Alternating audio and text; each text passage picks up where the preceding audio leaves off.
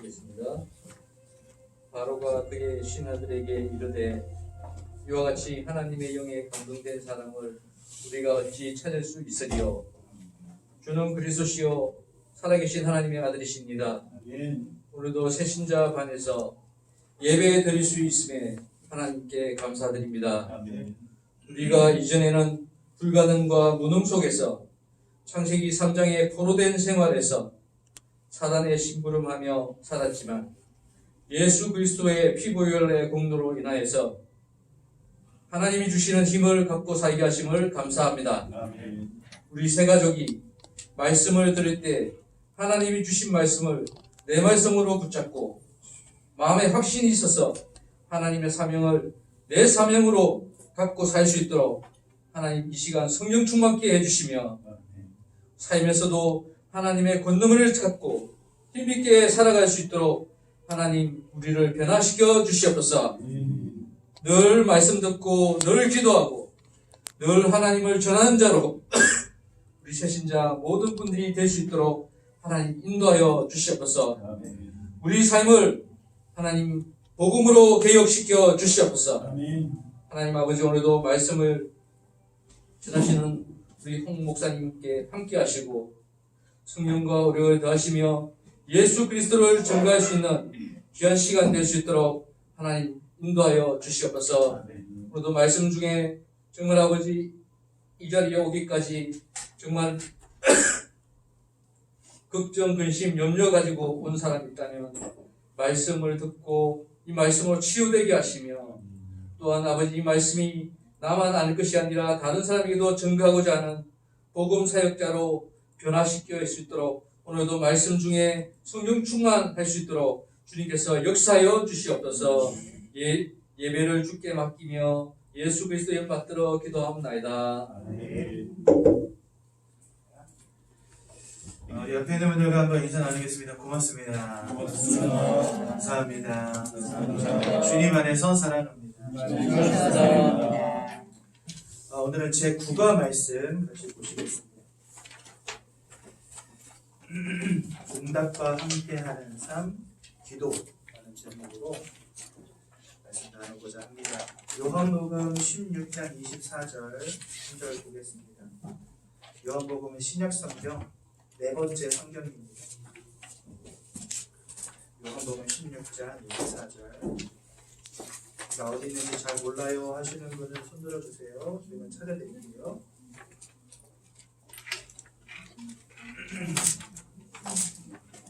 요한복음 16장 24절 말씀. 우리 한 절 말씀만 한 목소리로 함께 봉독하도록 하겠습니다. 찾으셨습니까? 네. 잠시만 기다려주세요. 요한복음 16장 24절.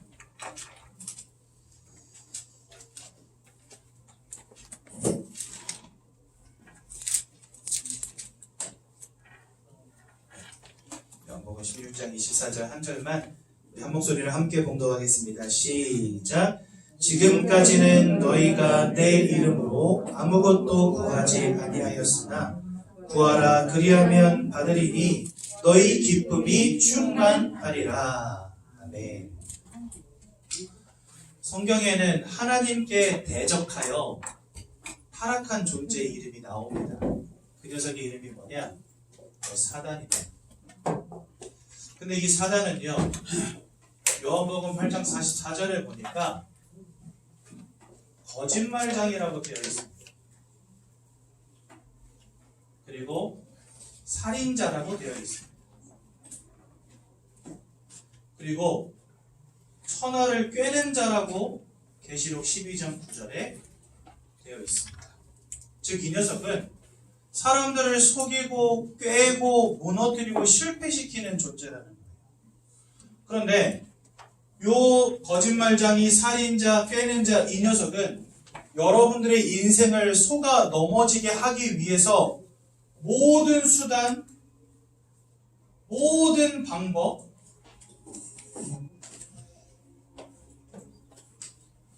이용합니다. 예를 들자면요, 좋은 것이든 나쁜 것이든 상관이 없이 이 녀석은 다 활용합니다. 어떤 사람은요, 어느 날 갑자기 막 부자가 되게 만들어버려요. 그럼 어떻게 될까요? 하나님 찾을 이유가 없어져요, 이 사람이. 왜요? 나 돈 있으니까. 성공했으니까. 뭐 강남에 뭐 아파트 있고, 그 다음에 무슨 뭐 좋은 건물도 한 2채 가지고 있고, 그래가지고 임대료만 받고도 일평생을 떵떵거리며 놀고 살 수 있는데 하나님 믿을 이유 있습니까? 없어요. 인생을 즐기는 거죠. 부어라 마셔라 이러면서. 그죠? 네 뭐 갖고 싶니? 그래 사줄게 이러면서 어깨 힘 빡 주고 고개 딱 세운 다음에 사는 겁니다. 제가 예전에 아주 성공한 사업가 한 번 만나가지고 복음 전했거든요. 이분 저 교회 전도사인데 이렇게 복음 전하러 왔습니다. 그랬더니 저한테 자기 사무실 안으로 들어오라고. 근데 딱 자기 자리 가가지고 이러고 앉는 거예요. 이러고 앉으시면서 해봐. 자기 이렇게 복음 전하러 오는 사람들 많이 만나봤대요. 해봐. 한 5분 듣더라고요. 그러니까 알겠는데 너 50억 벌어봤어? 저한테 그러는 거예요. 아니 나 50억 못 벌어봤는데. 일단 그거 벌고 와서 말해. 그럼 내가 들을게. 그러시는 거예요. 그래서 제가 진짜 너무 자존심이 상하더라고요. 겨우 복음을 50억에 이거를 겨우 복음을 50억에 비교하는 인간을 만난 거죠. 짜증나가지고. 그렇습니까? 제가 가진 복음은 50억에 비할 게 아닌데. 구원과 천국이라고 하는 것은 이 땅의 모든 돈을 다 모아도 살 수 있는 게 아닌데요, 어르신. 듣기 싫다면 가겠습니다. 하고선 당당하게 일어나서 그냥 나왔어요. 네, 고생하십시오 하면서 나왔어요. 아저씨가 되게 봉진 얼굴로 보시더라고요. 그래 가 이러시는데 되게 봉진 얼굴로 계시는. 진짜 사람들이요 하나님 필요 없다 여깁니다. 자기 돈 조금 벌면. 그러니까 사단은 때로는 부자를 만들게도 해요. 혹은요 뭔가 좋은 것에 심취하게 만듭니다. 여러분들 공부 좋잖아요. 그렇죠? 제가 예전에 중고 담당할 때 어떤 친구가 교회에 오는데 성경책 대신에 문제집을 들고 오는 거예요. 예배 시간 내내 문제 풀고 앉아있더라고요. 그래서 제가 끝나고 물어봤어요. 얘야 너 오늘 전사님과 같이 예배 드리면서 어떤 말씀 붙잡았니? 그랬더니 자기 솔직히 못 들었다는 거예요. 왜 이렇게 공부 열심히 해? 그러니까 내일부터 시험 기간이래. 그래서 포럼도 안 하고 집에 가더라고요. 제가 그런 걸 보면서 참 안타까웠습니다. 이 아이에게 있어서 예배는 뭘까? 저 아이에게 있어서 복음은 뭘까? 시험이 있으면 그냥 한 주 예배 제껴도 상관없는 게 예배였던 거예요, 이 친구. 사단은 자꾸만 속입니다. 모든 방법과 수단을 동원해서 속입니다. 제가 아는 어떤 집사님은요, 마라톤에 완전 광적으로 마라톤을 좋아하시는 분이세요. 근데 여러분, 마라톤이 보통 언제 해요? 주말에 하잖아요, 주말에. 그렇죠? 예배를 안 와, 이분이. 1년 내내 마라톤 한다고 예배를 안 와요. 그래가지고, 교회 안 와가지고 전화해보면 막 뛰고 있어. 이러면서. 자기 이제 마라톤 해야 되는데 워밍업 하고 있대요. 아, 그러시네요. 오늘 그럼 그래서 예배 못 오셨군요. 그러니까, 제가 지방까지 내려와서 마라톤에 대해서 못 왔다면서.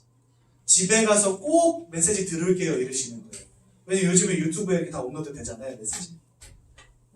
그리고 이제 나중에 여쭤보면 안 들으신 거예요. 왜요? 저 지방까지 가서 15km, 20km 뛰고 또 운전해서 올라와서 집에 와서 이제 쉬다 보면 예배 드릴 정신이 있습니까? 없지요. 뭐 어찌 보면 목사님 그냥 마라톤이 좋으면 가끔 예배도 좀 이렇게 좀 빼고 가서 마라톤도 할 수 있는 거고, 내일이 시험이면 좀 예배 시간에 공부도 좀 할 수 있는 거지 너무 빡빡하게 구시는 거 아닙니까? 이렇게 말할 수 있죠. 제가 이런 말씀을 드린 이유가 뭐냐?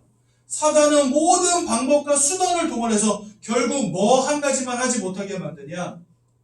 예수 그리스도의 언약만 모르게 만들어. 진짜 신기하게도요, 현장에 나가서 복음 전해보는데 막 여전도에 회장도 하시고 청년부 때는 청년부 회장도 하고 주일성수 열심히 하고 성가대 열심히 다니고 막 11조 열심히 내고 새벽기도 열심히 하셨던 많은 분들 만나서 물어보면은요, 구원에 확신 없이 교회 다니시는 분들이 그렇게 많아요.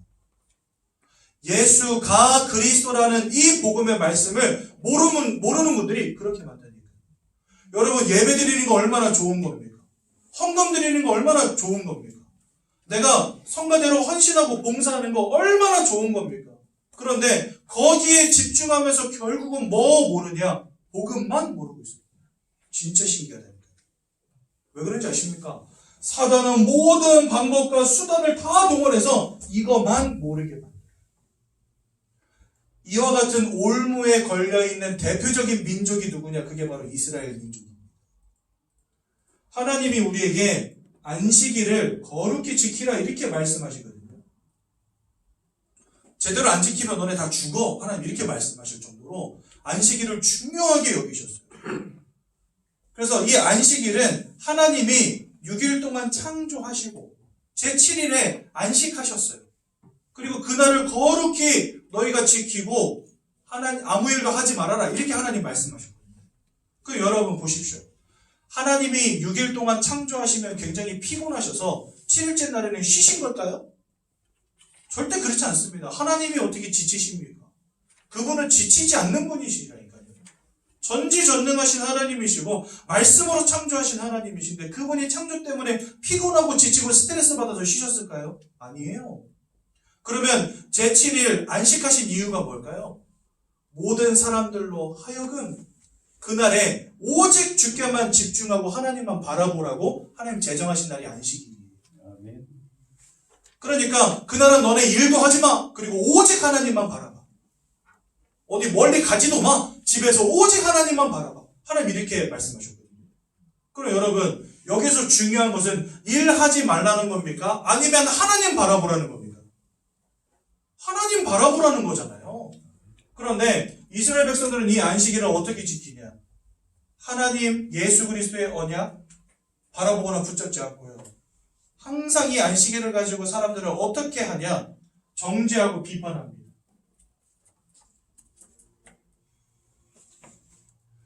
마태복음 12장에 보면 예수님의 제자들이 안식일날 배가 고프니까 이 이삭을 주워 먹는 장면이 나와요. 그러니까 바로 뭐라 그러냐? 어디 안식일날 일을 하냐? 이렇게 따져버립니다. 여러분 그러면 그렇게 혼낸 다음에 뭐 해야 돼요? 안식일에 일하지 말고 오직 하나님 바라보고 예배해야지. 너 뭐 하는 거야? 이렇게 가르쳤다면은 괜찮았을 것 같아요. 그런데 하나님을 바라보고 예배하란 말은 쏙 빼고 뭘 가지고 비판하냐? 왜 이랬어? 너 왜 이래? 이거 가지고 비판하는 거예요. 안식일의 주인공 대신 예수 그리스도는 쏙 빼버리고 안식일이라고 하는 날에 집중하고 있는 거죠.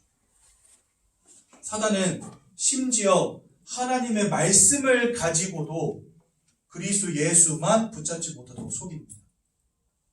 그래서 여러분들 제가 지금까지 말씀드린 것들 이 내용들을 정확히 아는 것보다 더 중요한 건 뭐냐? 사단은 예수 그리스도만 모르게 만든다는 거. 이거를 꼭 기억하셔야 돼요. 그렇다면 여러분들 좀 궁금하지 않으십니까? 왜 사단은 도대체 왜? 무엇 때문에? 여기에 이렇게 집착하느냐 이거죠. 예수만 모르도록 만드는 것을 왜 이렇게 집착하냐 이거죠. 그렇죠? 그만큼 중요합니다. 이거 아는 순간 사단의 권세가 깨어집니다. 이거 아는 순간 예수 그리스도를 통한 구원의 축복이 그 인생에 임해버립니다. 그래서 사단은요 이것만 모르도록 막아야 되는 거예요. 심지어 교회 다니는 사람들조차도 이것만 모르게 만드는 거예요. 예배 다 드리고 성경 다 읽고 하는데 이것만 몰라요. 여러분 제가 중학교 1학년 때부터 교회 다니기 시작했으니까 지금 20년 넘게 교회를 다녔거든요. 지금은 목사가 돼가지고 신학도 배우고 해서 예수가 그리스도라는 이 말의 의미가 무엇인지를 알지만 여러분 제가 교회 한창 다닐 때는요 예수 그리스도는 들어봤어도 예수가 그리스도 되심을 증거하였다라고 하는 성경 구절이 있는지도 몰랐어요. 예수가 그리스도 되심을 모든 사람들에게 전파하였대요. 근데 이런 성경 구절이 성경에 있는지도 모르고 교회 다녔다니까요. 그냥 내가 가서 예배 잘 드리고 헌금 잘하면 하나님이 내 인생 축복하시고 이게 제 믿음의 수준이었어요. 그리스도가 어떤 의미를 가졌는지, 주님께서 왜 사람의 몸을 입고 이 땅에 오셔야만 했는지, 왜 주님이 죽지 않으면 안 되시는지 그 이유가 뭔지를 모르고 그냥 교회 다녔다니까요. 저의 기도 제목이 뭐였냐? 나 구원받고 싶다. 이게 제 기도의 제목이었어요. 그래서요, 예배 한 번이라도 빠지면 뭔가 구원에서 탈락할 것 같아가지고 진짜 주일 성수 열심히 다녀요. 교회 엄청 열심히 다녔어요. 몸이 아파 죽을 것 같아도 교회 갔어요. 너무 힘든데 약 먹고 타이레놀 먹고 엄마 태워다 줘 이래가지고 교회 갔다. 왜냐하면 그렇게 안 하면 구원에서 탈락할 것 같아서. 예수가 그리스도라는 거 알지도 못하고 하나님이 우리에게 열어주신 복음의 비밀, 구원의 비밀이 뭔지도 모르고 그냥 교회 열심히 다니는 사람으로 수십 년을 살았어요. 10년 넘게 산 거예요.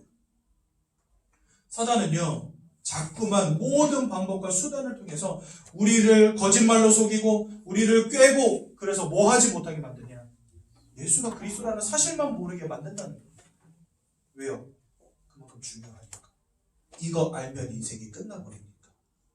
그래서 여러분들 우리는 그리스도를 아는 데 집중하는 겁니다. 다른 것에 별로 집중하지 않습니다. 우리 교단은 특히 예수 그리스도를 아는 것에 집중해요. 여러분 우리 교회가 예전교회인 거 아시죠? 이 예전교회가 왜 예전교회인지 아십니까? 사도행전 5장 42절 말씀에 보니까 저희 날마다 집에 있든지 성전에 있든지 예수가 그리스도의 입을 가르치고 전파하기를 전도하기를 그치지 아니하니라. 이것 때문에 예전이에요. 그러니까 우리 교회는 예수가 그리스도 되심을 가르치고 전도하기를 쉬지 않는 교회가 되자 이렇게 해서 세운 교회가 예전교회예요. 그러니까 우리 교회는 그냥 다른 거 이야기 안 해요. 담임 목사님도 강단에서 날마다 이 이야기만 하십니다. 오늘도 안식일에 대한 이야기 하시면서요, 사단이 예수 그리스도만 붙잡지 못하게 만든다 이렇게 말하시고, 갈라디아서 4장 8절에서 11절 말씀을 보면 이런 말씀이 나옵니다. 우리가 원래는 본질상 진노의 자녀였다. 그런데 하나님의 은혜로 예수가 그리스도라는 사실도 알게 되고 하나님이 또한 우리를 알게 되셨느니라. 그런데 너희는 어찌하여 세상의 초등학문을 다시 따라가느냐? 그러면서 10절에 뭐라고 하냐면요, 너희가 날과 때와 달과 해를 삼가 섬기니 이렇게 되어 있습니다. 절기와 안식일의 주인공 되신 예수는 모르고 그 절기, 그 날에 집중하고 있다는 거예요, 사람들이. 그러면서 11절에 바울이 뭐라고 말하냐? 내가 너희에게 복음을 전한 이 수고가 헛되어졌다 이렇게 말합니다. 나는 지금까지 오직 예수만 가르쳤는데 너희는 아직도 안식일, 절기 이런 날에 집중하고 있구나. 그 날이 중요한 게 아니라 그 날의 주인공 되신 예수가 중요한 건데 아무도 예수를 붙잡지 않고 있다는 거예요. 바울이 한이 돼가지고 갈라디아서 4장에 썼거든요. 그 내용을. 이 자리에 계신 우리 모든 세가족 성도님들은요, 주일 성수 열심히 하십시오. 그런데 그 주일 성수를 열심히 하는 목적과 이유가 그리스도를 깊이 알고 붙잡는 것이 되어야지 그것 이외에 다른 것이 목적되었다. 그러면 우리는 종교생활 열심히 하고 결국 무너지는 인생 되는 것입니다. 사단이 원하는 인생 되는 것입니다. 이 자리에 계신 우리 모든 세가족 성도님들은요, 오늘 이렇게 결론 내리세요. 나는 예수 그리스도만 깊이 알겠다. 이렇게 결론 내리시면 됩니다. 다른 거 알기를 원치 않는다. 나는. 오직 이거만 알겠다. 이렇게 결론 내리시면 돼요. 사실 여러분들 요거만 이해하면 성경 전체를 이해한 것과 똑같아요. 왜냐하면 성경 창세기부터 요한계시록까지 오직 하나님이 우리에게 말씀하시고자 하는 게 바로 이거이기 때문에 하나님이 주신 말씀의 핵심을 제대로 깨쳤다. 그게 곧 예수 그리스도를 붙잡았다라는 말과 똑같은 말이 돼요. 그래서 오늘 우리 또다시 예수 그리스도의 언약의 복음의 말씀을 듣습니다. 하나님께서 사람을 창조하셨습니다.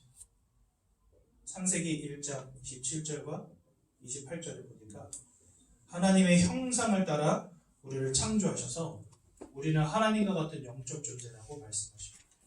특히 창세기 2장 7절에 하나님이요, 우리 코에다가 생기를 쭉 불어넣으심으로 우리가 생명이 되었다고 분명히 말씀하셨어요. 그러니까 여러분들은 살아있는 영, 하나님의 영이 함께 하시는 영적 존재라는 것입니다. 그렇죠? 그럼 왜 우리를 이런 영적 존재로 만드셨습니까? 거기에는 분명한 이유가 있다는 거예요. 그냥 하나님이 심심해서 우리를 영적 존재로 만드신 게 아니라 하나님은 분명한 영적인 원리를 가지고 우리를 영적 존재로 만드셨다는 겁니다. 그게 뭐냐? 하나님은 피조물들을 지으실 때 그 피조물들에게 절대적 원리를 하나씩 주셨어요. 예를 들자면 물고기는 물이라고 하는 절대적 원리를, 나무는 땅이라고 하는 절대적 원리를, 저 새는 하늘이라고 하는 절대적 원리를 주셨다는 거예요.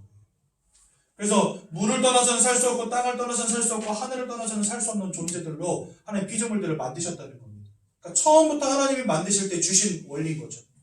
그것처럼 사람에게도 하나님이 절대적 원리를 하나 주셨는데 그게 바로 하나님 본인이라는 겁니다. 영적 존재로 지으신 이유가 뭐냐? 하나님 안에 있는 모든 영적인 축복을 누리는 존재로 만드셨다는 거예요. 하나님이 함께 하시고 그 마음과 생각을 지키시고 삶과 육신을 축복하시겠다는 겁니다. 언제요? 우리가 하나님 안에 있을 때. 물고기가 물속에 있을 때 새끼도 낳고 알도 낳고 살아가는데 전혀 문제가 없는 것처럼 우리가 하나님 안에 있을 때 그 속에서 모든 축복을 누리는 영적 존재로 만드셨다는 겁니다. 하나님이 영이시기 때문에 우리가 영적 존재가 아니고서는 하나님을 알 수도 없고 하나님과 함께 할 수 없는 거예요. 그래서 하나님은 하나님을 아는 존재로, 하나님과 함께하는 축복을 누리는 존재로 우리를 영적인 존재로 만드셨다는 겁니다. 이해가 되시죠? 그런데 어느 날 이 모든 축복을 잃어버리는 심각한 근본적 문제가 벌어지게 됩니다. 아까 말씀드렸던 저 사단, 하나님을 대적하여 타락한 저 사단이 하나님이 지으신 첫사람 아담과 하와를 속여서 하나님이 따먹지 말라는 선악과를 따먹는 원죄를 짓게 만들어버립니다. 그래서 결국은 하나님과 단절, 하나님을 떠나는 문제 가운데 빠지게 만들어버립니다. 그런가 보다 하고 넘어갈 문제가 절대 아니에요. 왜일까요? 물고기가 물 밖에 나온 것보다 더 심각한 문제는 없어요. 나무가 뿌리 뽑힌 문제보다 더 심각한 문제는 없다니까요. 그것은요, 곧 사망과 연결되는 것이기 때문에. 그래서 사람이 하나님을 떠나고 하나님과 단절됐다 이 말은요, 그런가 보다 하고 넘길 문제가 아니라는 거예요. 여러분들 인생에 있어서 여러분들의 생명과 사망과 직결된 단어가 하나님을 떠남이라고 하는 단어라는 거예요. 무슨 말인지 이해가 되시죠? 그래서 우리는 이것을 그냥 문제라고 하지 않고 근본적 문제라고 합니다. 여러분들 인생에 와 있는 수많은 문제들이 시작되어질 수밖에 없었던 뿌리가 되는 문제가 사단에게 속아서 죄를 짓고 하나님을 떠나는 문제 가운데 빠진 이 문제라는 거예요. 이것은요 또한 영적 문제입니다. 눈으로 드러나는 문제가 아니기 때문에 사단과 관련되어져 있고 하나님과 관련된 문제이기 때문에 영적 문제라고 부릅니다. 근데 이 영적 문제는 특징이 있어요.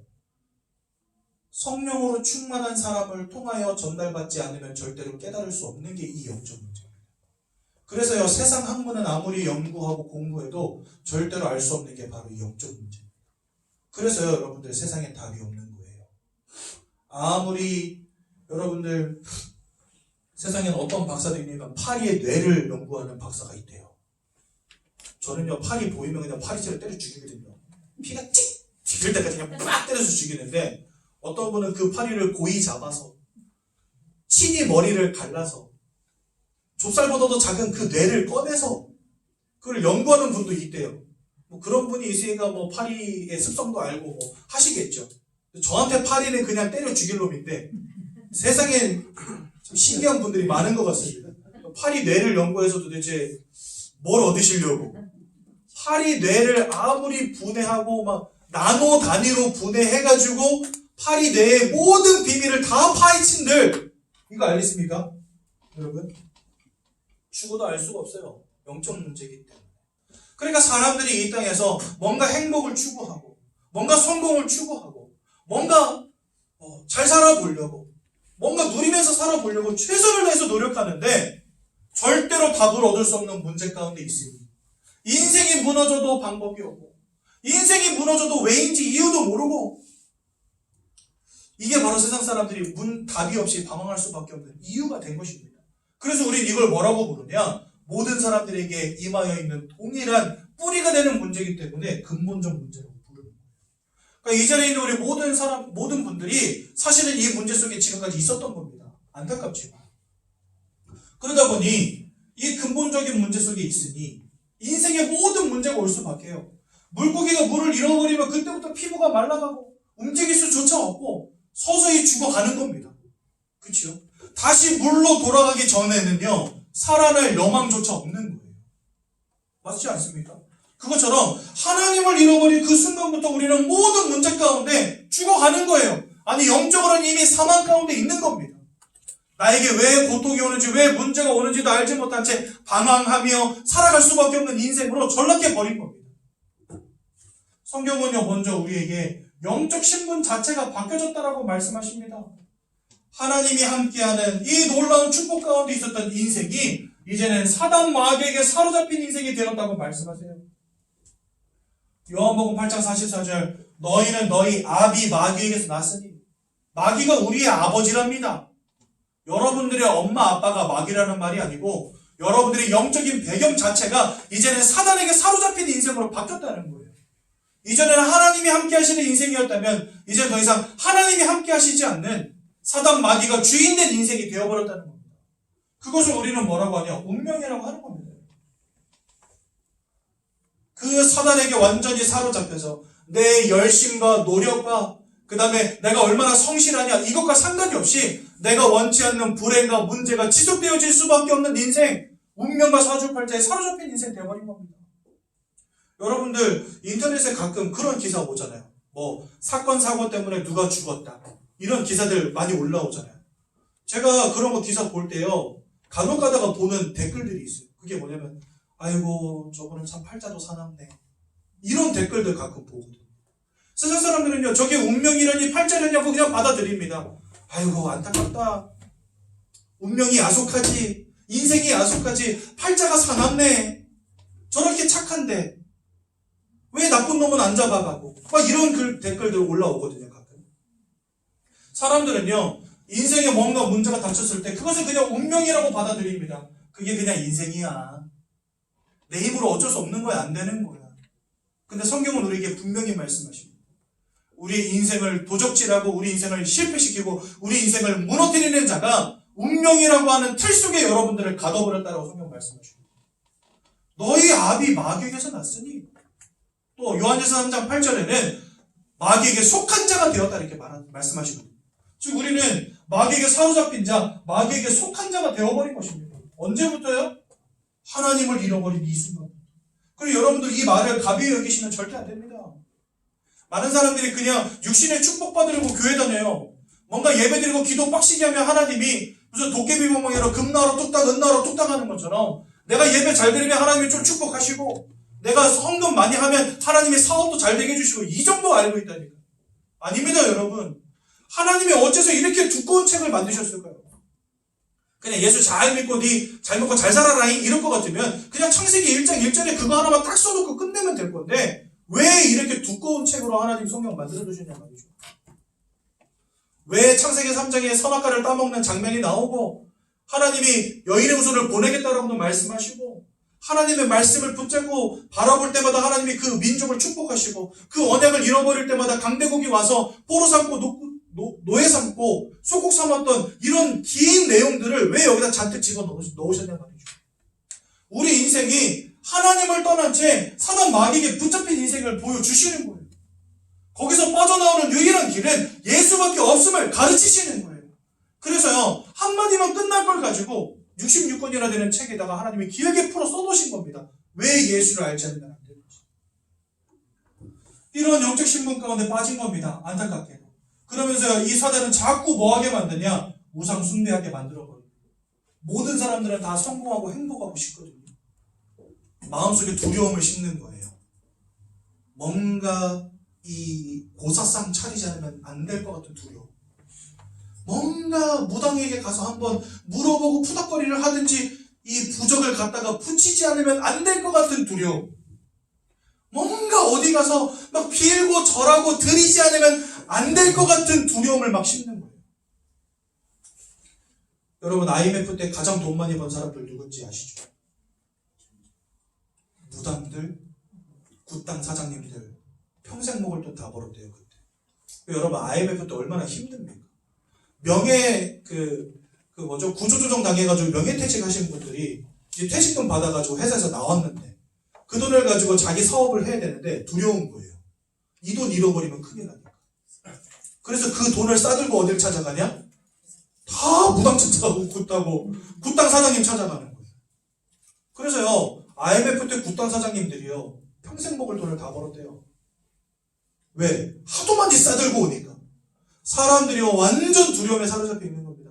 나 성공해야 되는데 이거 잃어버리면 어떡하지? 나 성공해야 되는데 나 뭔가 몸 아파가지고 질병에 문제 와서 쓰러지면 어떡하지?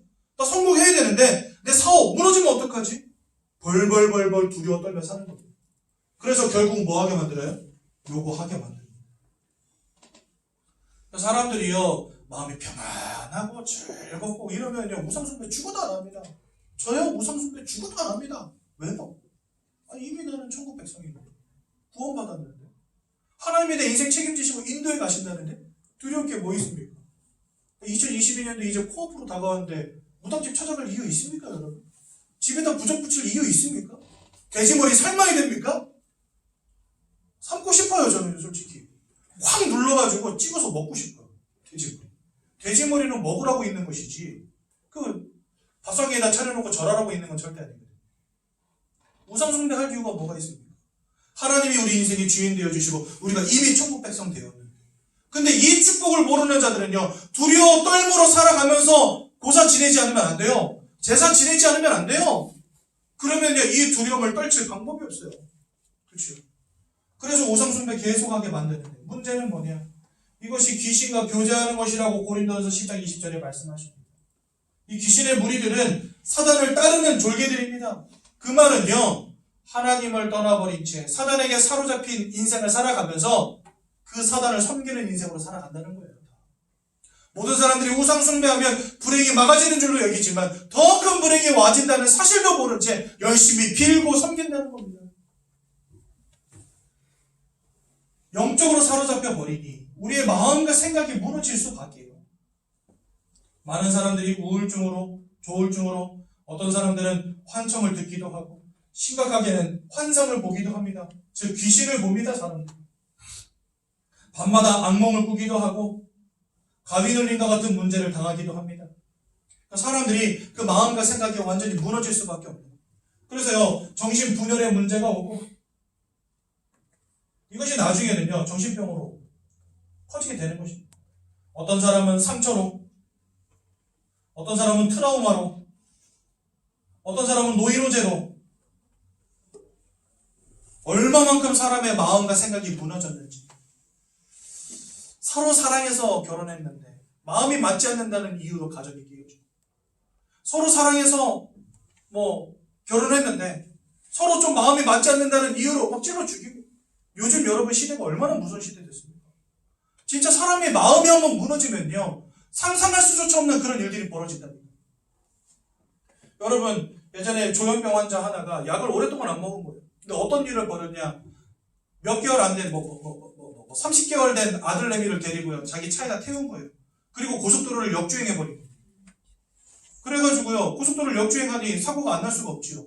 사고가 꽝 하고 났는데 이 트럭하고 들이받은 그 상대편 차량은 어떤 사람이었냐, 원래 그 동네 사는 사람이 아닌데 이제 결혼을 앞두고 있는 처녀인 거예요. 근데 그 동네에다가, 그러니까 자기가 사는 동네가 아닌 다른 동네에다가 신혼집을 얻은 겁니다. 거기에 가서 꾸민다고 그 집에 가서 하룻밤 자고 출근하는 동안에 사고가 난 거예요. 얼마나 안타깝습니까? 그래가지고 그 조현병 앓던 사람 인터넷으로 욕 어마어마하게 얻어먹었습니다. 가려면 혼자 가지, 지 혼자 가지, 왜 꽃다운 나이에 아가씨까지 데리고 가냐면서 막 욕하고 난리가 났었어요. 근데 여러분들 그 사람이라고 그러게 하고 싶었겠습니까? 어떤 마음과 생각이 무너진 문제가 와버리면은요 상상도 할 수 없는 일들을 막 벌이기 시작합니다. 이 시대가 이런 마음과 생각이 무너진 시대가 되어버렸어요. 하나님이 우리의 영적인 배경 되어주시고 우리가 하나님과 함께하는 예배의 축복 속에서 마음의 평안함을 누리고 기쁨을 누리고 감사를 누렸다면 절대로 벌어지지 않았을 만한 문제들인데 하나님을 잃어버린 채 마음과 생각이 다 무너진 겁니다.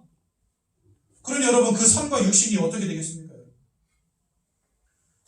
계속된 실패, 계속된 문제, 계속된 사건, 계속된 사고, 이 속에 빠져들 수밖에 없죠. 마음이 편치 못하니까 계속해서 알코올 중독과 같은, 마약 중독과 같은, 약물 중독과 같은 문제 속에 빠질 수밖에 없는 겁니다. 여러분, 많은 사람들이 약물 중독으로 죽어가는 거 아십니까? 이거 하지 않으면 마음이 안정이 안 되고 잠을 자지 못하니까 뭐 계속 집어넣는 거예요. 알약을요, 몸에다가. 근데 이거에 완전 중독되고 이제는 약을 아무리 먹어도 약효가 돌지 않으니까 하나를 먹던 거 5개 먹고 5개 먹던 거 10개 먹고 10개 먹던 거 50개 먹고 이러다가 완전히 중독되어가지고 더 이상 삶을 살아갈 수 없을 만큼 인생이 무너지고 피폐해집니다. 그래서 사람들이 죽는 거예요. 이렇게 마음과 생각과 삶과 육신이 무너져 버린 인생. 심지어는 너무나 많은 사람들이 자살로 그 인생을 끝마치기도 합니다. 나 하나 죽으면 땡인 것 같지요. 그것 때문에 부모가 상처받고 그것 때문에 자녀가 상처받고 가문 자체가 송두리째 무너지는 겁니다. 그런 거 알지 못한 채 인생이 이렇게 다 무너지는 거예요. 나중에 죽어서는요, 히브리서 9장 27절에 보니까 사람 한 번 죽는 것은 정하신 것이요 그 후에는 심판이 있다 말씀하십니다. 얼마나 무서운 말입니까, 여러분? 하나님 알지 못한 채 일평생 살았는데 죽고 나니까 하나님이 계시네. 오 마이 갓이죠, 진짜. 오 마이 갓. 그냥 내 인생 한번 즐겨보겠다고 얘들아 부어라 마셔라 즐기자 하고 살았는데 죽고 보니까 하나님이 계시네. 저 예수 믿는 것들 하면서 나는 교회 죽어도 안 가 하고 살았는데 죽어보니까 하나님이 계시네.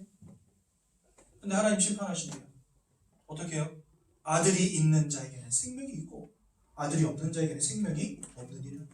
우리가 예수를 믿고 예수를 마음에 영접하여 하나님의 자녀가 된다면 하나님이 계신 천국으로, 그런데 그 예수가 없다면 지옥으로.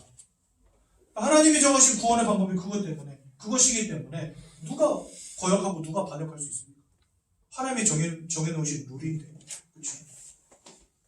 그러니 하나님을 떠난 채 살아간 인생들 다 지옥으로 갈 수밖에 없는 겁니다. 더 큰 문제는 뭐냐? 여러분들의 후대가 여기서 자유롭지 못하다는 사실입니다. 여러분들의 후대도 이 속에 있다는 겁니다. 지금 빨리 복음 전해줘야죠. 여기 보니까 젊은 청년들 많이 와 있는데 앞으로 가정 세울 거 아닙니까? 여러분들이 복음 안에서 보고 앞으로 태어날 아이들에게 이 복음을 반드시 전해줘야 됩니다. 그게 아이를 살리는 유일한 방법이라니까요. 이거 안 하잖아요? 여러분들 부모로서 가장 큰 죄를 자녀에게 짓는 겁니다. 진짜요? 나 교회 다니는데 우리 부모님 아직 예수 모르신다? 여러분들 그런 가운데 부모님 돌아가셨다? 여러분들은 씻을 수 없는 불효를 짓는 사람들이 분명합니다. 나중에 돌아가신 다음에 제사상 차려놓고 그거 빈다고 차리지 마시고 살아계실 때 복음 전해주세요. 그게 최고의 효도입니다. 여러분들 부모님도 몰라요. 하나님이 계신지 천국에 있는지.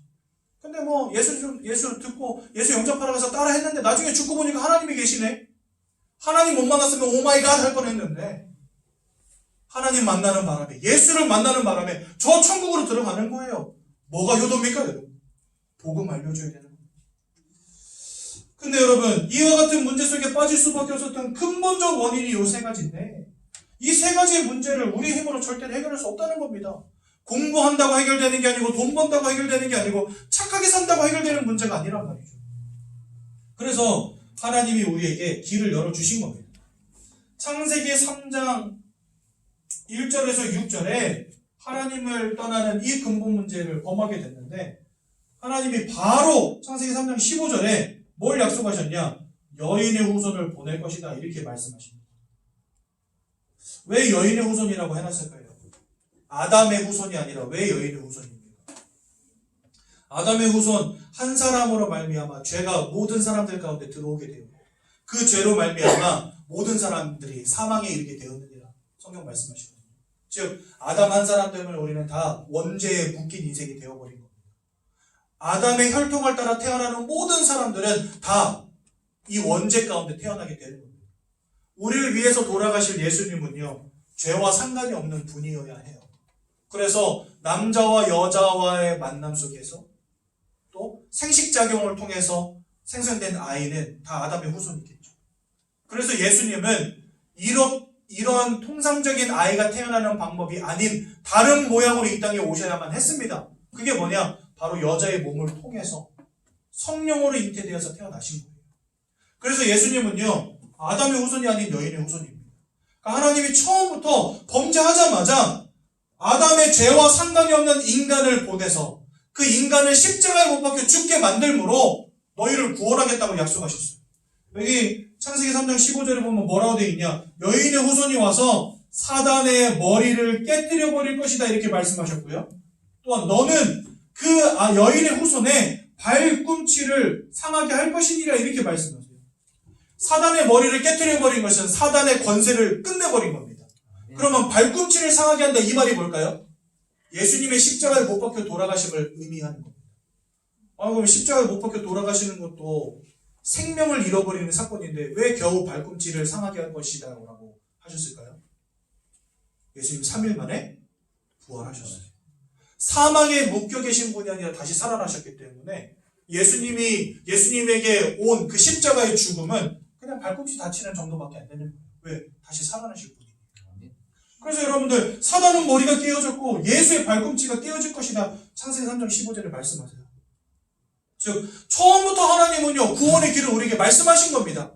우리에게 착하게 살아라, 한번 돌을 닦아봐라, 성실히 살아봐라, 한번 열심히 공부해봐라. 그러면 네가 구원받을 수도 있지 않겠냐. 하나님 이렇게 말씀하지 않으시고 처음부터 여러분들에게 나의 힘으로 해결되어지지 않는 일이고 세상의 방법으로 해결되어지지 않는 문제이기 때문에 처음부터 구원의 길을 말씀하신 겁니다.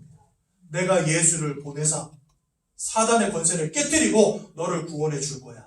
처음부터 말씀하신 거예요. 그럼 이 예수님이 오셔서 하신 세 가지 일이 뭘까요? 첫 번째, 요한에서 3장 8절에 보니까 하나님의 아들이 나타나신 것은 사단이 하는 모든 일을 멸하기 위함이니라. 즉 예수님은 이 땅에 참된 왕으로 오셔서 사단의 권세를 깨뜨리신 구원자가 되신 것입니다. 로마서 8장 1절에서 2절에 보니까 예수 안에 있는 생명의 성령의 법이 죄와 사망의 법에서 우리를 완전히 해방하였느니라. 죄악으로 말미암아 사망에 이를 수밖에 없는 운명과 사주팔자에 붙잡혔던 우리 인생을 예수 안에 있는 생명의 성령의 법이 완전히 해방시키셔서 이제는 죄와 사망에 묶인 인생이 아니라 진리를 알고 자유케 되며 생명 얻으며 천국을 얻은 하나님의 자녀로 바뀌어지게 된 거예요. 죄와 상관이 없는 인생으로 바뀌어진 겁니다. 그래서 예수님은 우리를 구원하신 참 제사장이 되십니다.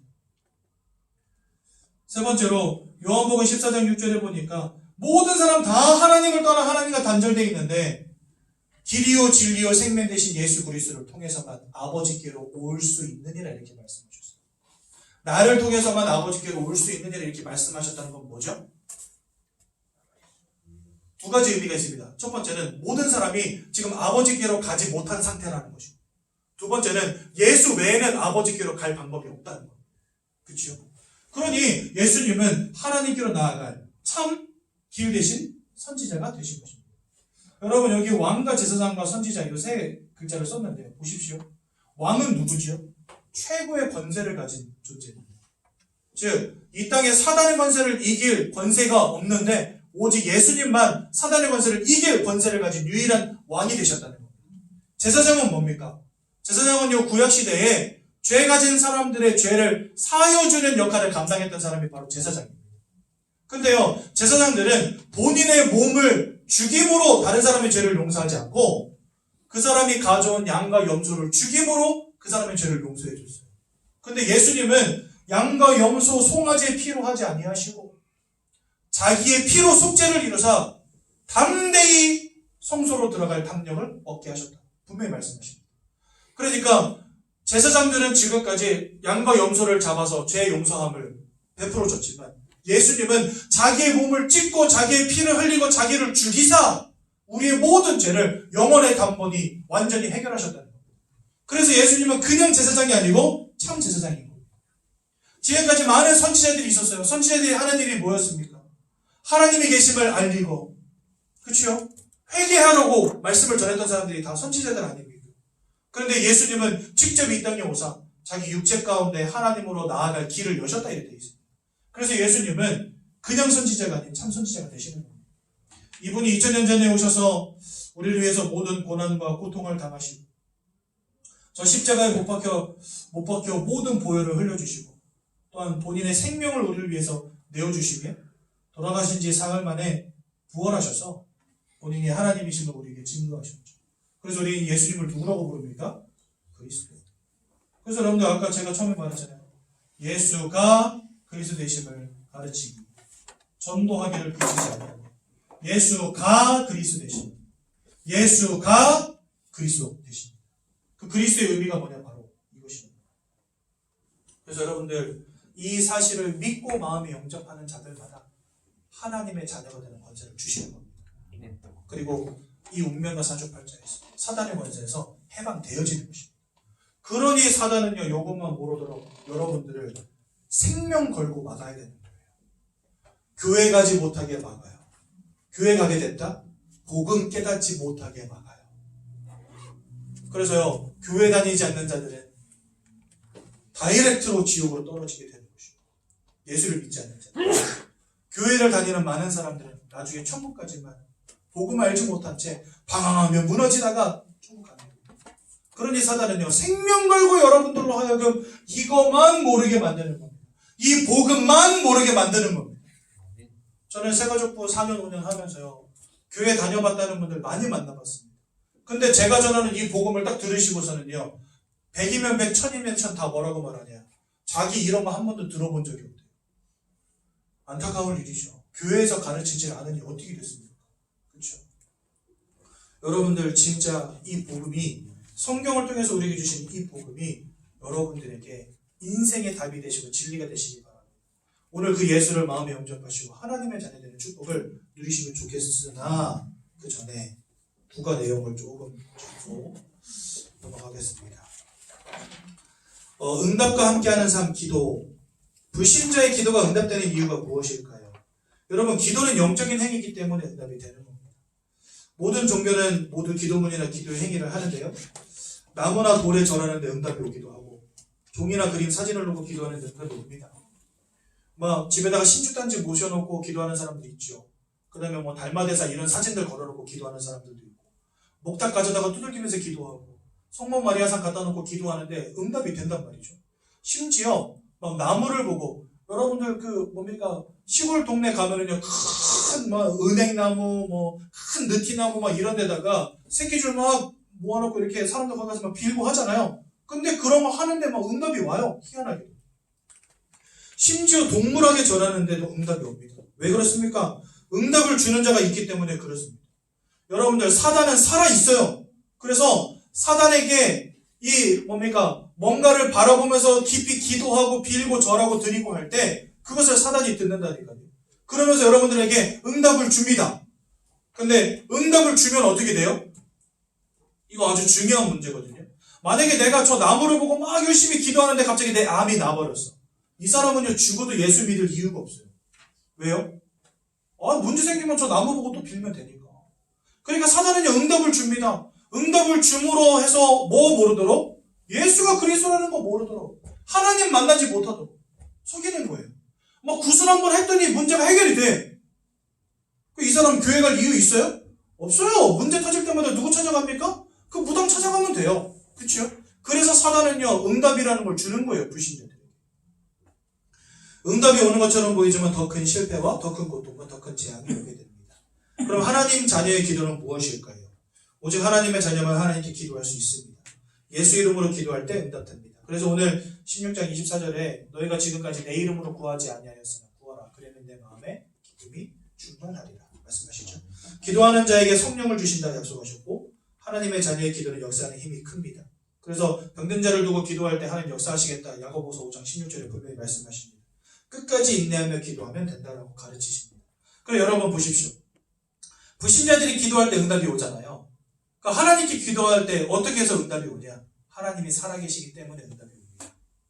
제가 주영아 하면 이렇게 나를 보잖아요. 왜 그럴까요? 살아있으니까. 만약에 죽은 시신이 여기 앉아있다. 맨날 불러도 저 안 볼 겁니다. 하나님의 이름, 예수의 이름으로 하나님께 기도하면 하나님 왜 응답하시냐? 하나님 살아계시다는 증거입니다. 그래서 여러분들, 우리가 하나님 살아계신 증거 얻는 가장 좋은 방법은 뭐냐? 하나님께 기도하는 거예요. 그렇죠? 그래서 응답과 함께하는 삶을 오늘부터 누리시기 바랍니다. 예수 그리스도의 이름으로 기도할 때 하나님 응답하십니다. 그래서 여러분들 구하고 싶은 거 하나님께 다 구하세요. 그 다음에 예수님의 이름으로 기도했습니다. 아멘 하면 됩니다. 그게 기도예요. 나 기도할 줄 몰라야 하시는 분들 많이 계신데 그냥 말하고 싶은 거 다 말하세요. 하나님, 나 오늘 직장에 갔는데 직장 상사가 나를 짜증나게 했어요. 나를 위로해 주세요. 이런 것도 괜찮아요. 예수 이름으로 기도했습니다. 다 기도해 보십시오. 하나님 어떻게 역사하시는지. 그래서 결론, 살아계신 하나님을 체험하는 최고의 방법이 바로 기도이다. 살아계신 하나님을 체험하는 복된 하나님의 자녀 되시기 바랍니다. 우리 이 시간 예수를 마음속에 영접합시다. 그래서 하나님의 자녀들은 축복 누리시고 일평생 하나님이 함께 하시는 하나님 자녀의 응답 누리시기 바랍니다. 두 손을 모으고 두 눈을 감고 제가 기도할 때 저희 기도를 따라서 기도하시면 되겠습니다. 사랑의 하나님, 저는 죄인입니다. 지금까지 왜 문제 당하는지, 왜 원치 않는 고통 당하는지 알지 못한 채 살아왔습니다. 이것이 하나님 떠난 문제임을, 이것이 죄와 저주의 결과임을, 사단에게 사로잡힌 결과임을 깨닫게 되었습니다. 그런 저를 구원하시기 위하여 예수님께서 그리스도로 이 땅에 오셔서 나를 위해 십자가에 죽으심으로 사단의 권세를 꺾으시고 죄와 저주를 끝내시며 하나님을 만나는 길을 여심을 믿고 제 마음속에 영접합니다. 저를 하나님 자녀 삼아주시고 하나님 자녀의 참된 축복을 일평생 누리게 하옵소서. 예수님의 이름으로 기도드렸습니다. 아멘. 제가 한번 기도하고 오늘 말씀 마치겠습니다. 사랑의 하나님 은혜 감사합니다. 우리가 기도해야 될 분명한 이유를 깨닫게 하신 감사합니다. 살아계신 하나님을 체험하는 우리 모든 성도님들 되시도록 인도하여 주옵소서. 오늘도 그리스도 예수의 언약을 듣고 마음에 영접하게 하신 은혜 감사드립니다. 하나님의 자녀임을 기억하게 하시고 구원받았음을 확신하게 하시고 이 땅 가운데 하나님 주시는 믿음 안에서 은혜 속에서 넉넉히 이기고 승리하는 성도의 인생 되도록 역사해 주옵소서. 예수님의 이름으로 기도드렸습니다. 아멘. 이 시간 새롭게 저희 새가족들을 찾아주신 귀한 집사님이 한 분 계셔서 잠시 소개하도록 하겠습니다. 우리 홍순영 집사님. 네. 잠시만 한번 앞으로 나와주실 수 있으실까요?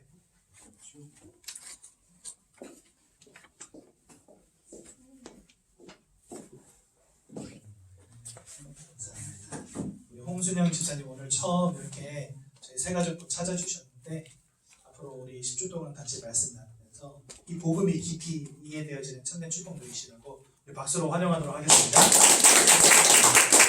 집사님 이것은 저희가 준비한 책자인데 내게 돌아가셔서 한번 들어가시면 되겠습니다.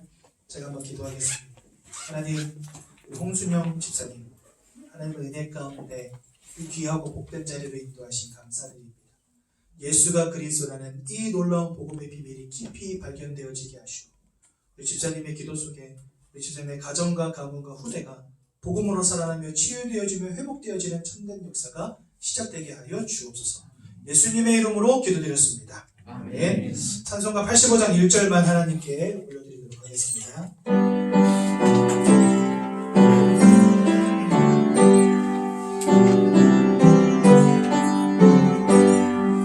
구주를 생각만 해도 이렇게 좋거든. 주 얼굴 배울 때야 얼마나 좋으랴. 아멘. 네, 이제 4페이지 보시면 주기도는 잘 나옵니다.